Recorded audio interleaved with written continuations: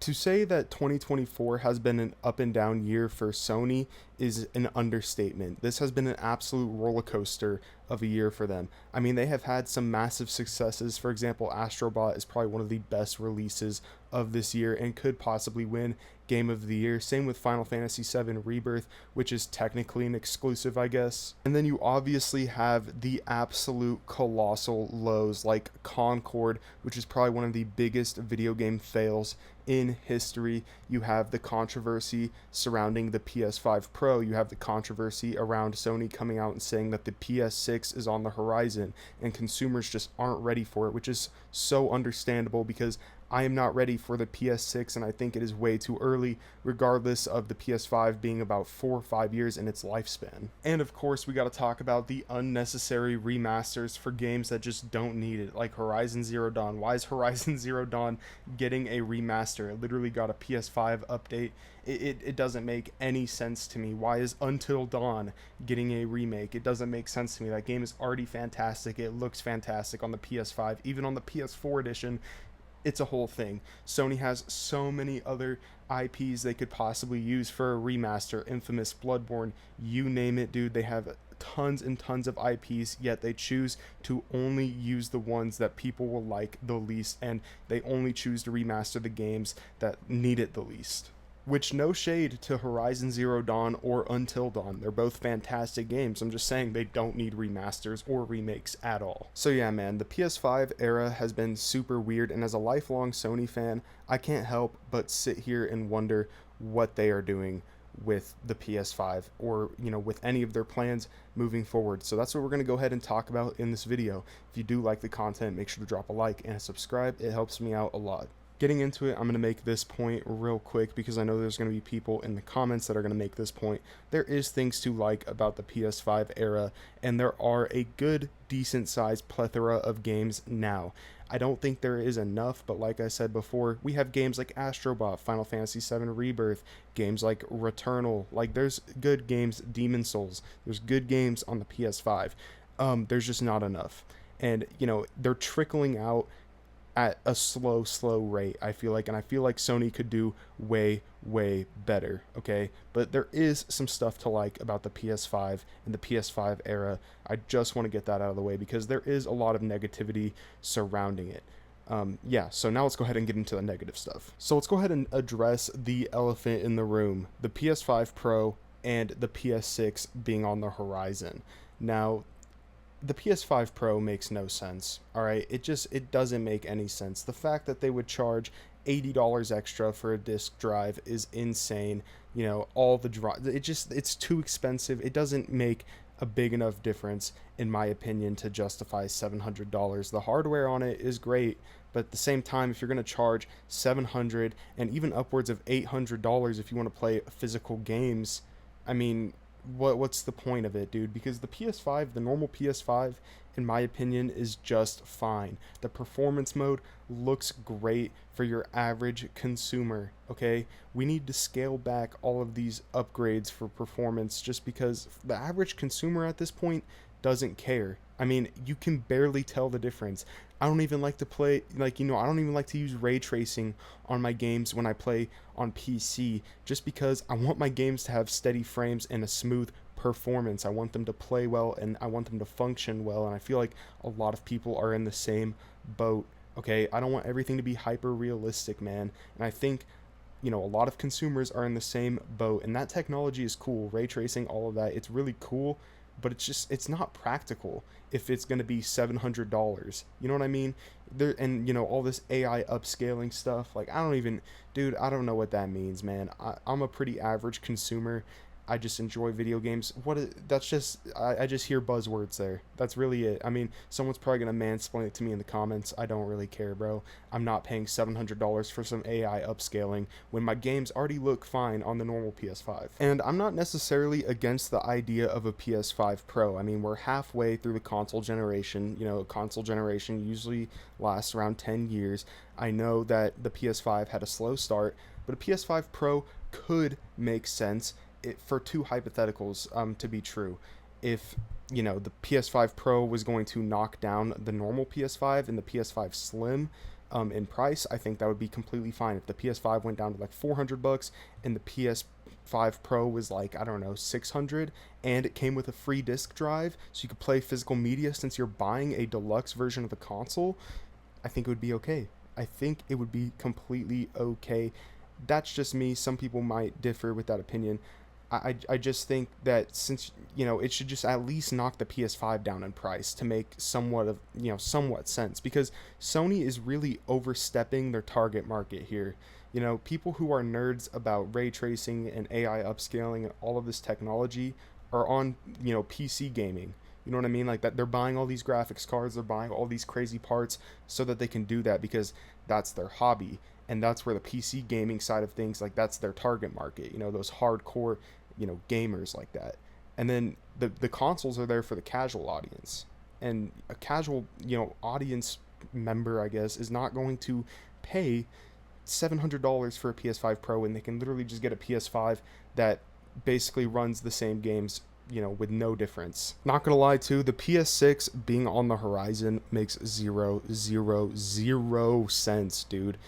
When games come out nowadays, even in 2024, some of these games that are coming out are still getting PS4 editions, man. The PS4 is still a pretty relevant console, given it came out like 12 years ago or something at this point. Like, dude, it's crazy that they think a PS6 makes sense at all.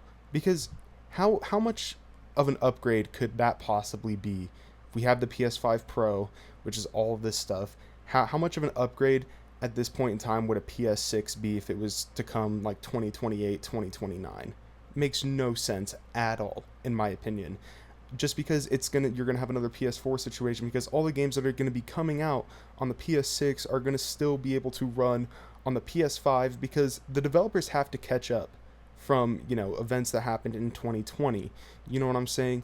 There was a ton of shortages and supply chains were all messed up, and developers are kind of backlogged right now, and they're still kind of trying to catch up to the current technology, and they're trying to optimize games, and the technology advancements aren't keeping up with the game development.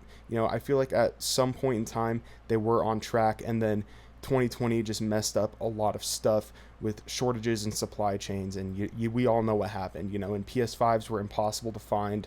It really feels like PS5 is finally getting some games in 2025. It really does, and I know a lot of people are going to beg to differ, but there are a ton of games coming out next year, but like, the developers are still going to be backlogged because they're going to make all these games for the PS5 in 2025, and they're, it's going to be a good year for that. And then if Sony moves on to the PS6, 3 years from then, they're going to have no time to catch up. You know what I mean? And then you're going to have another situation where games are barely coming out for the PS6, and games are still coming out for the PS5, kind of like what we have now, and it's just going to end in a perpetual cycle.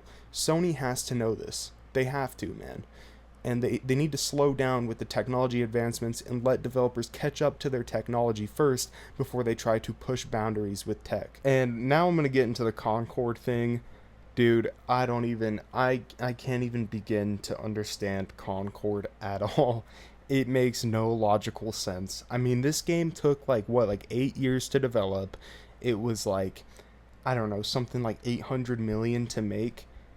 Dude, what in the world? Like, at what point? Like, I just don't understand. And like, this had, dude, I can't understand. Like, I just don't understand Concord.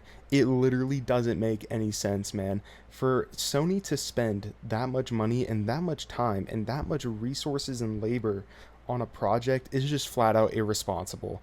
I said the same thing about Star Wars Outlaws and Skull and Bones and Assassin's Creed Shadows for Ubisoft. And, Sony falls into that too. Like, why are we spending this much money and resources on one project, man? On one project, when you can clearly make games like Astrobot, which have a reasonable, budget and a reasonable dev team, in reasonable labor and resources behind it, and it could still be a great project and make you revenue. Why are we putting almost $1 billion into one game, dude? And like, that's just irresponsible. That is literally irresponsible business.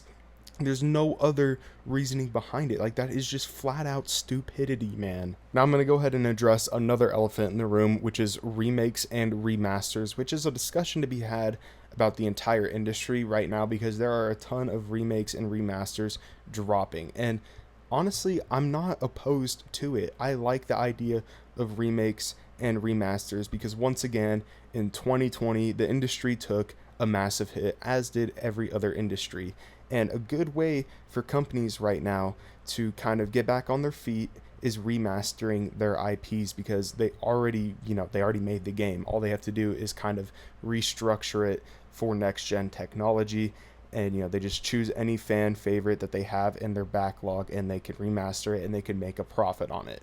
I think that's a great way for some companies to get back on their feet. But I have no clue who is making these decisions at Sony to remaster games like Horizon Zero Dawn. I mean, you have a backlog of incredible IPs. Sly Cooper, the Infamous series, all of these games, bro. Bloodborne, where is Bloodborne's remake, man? At least update it. Give it the Horizon Zero Dawn treatment and keep the PS4 edition and give us like a performance mode or something, dude.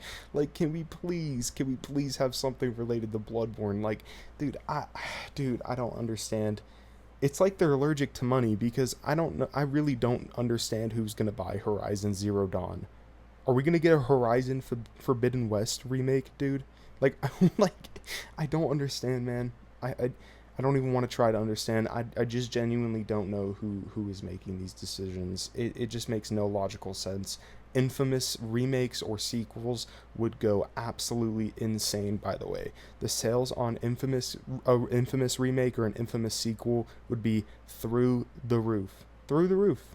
You know what I mean? And like I said before, you don't have to put that much effort. Obviously, you can't, slack off, but you can, take a game you already made and restructure it pretty easily with a decent size dev team, and it would sell really well and make you a decent profit. You know what I mean? So, I don't, I don't know. I don't know, man. So yeah, I mean, that's just a discussion that I wanted to have as a Sony fan. And like I said, bro, I'm not like obsessively following the industry. I'm tapped in, but I'm not like actively following it. I don't know. If you guys got any reasoning as to why Sony is behaving the way they do, just let me know in the comments, man, because I just genuinely, I don't know. And part of the purpose of this video is I just wanted to ask, because I don't know. It just makes no logical sense. But yeah, that's going to do it for the video today. If you guys did enjoy, make sure to drop a like and a subscribe. And yeah, I'll catch you guys in the next video. Peace.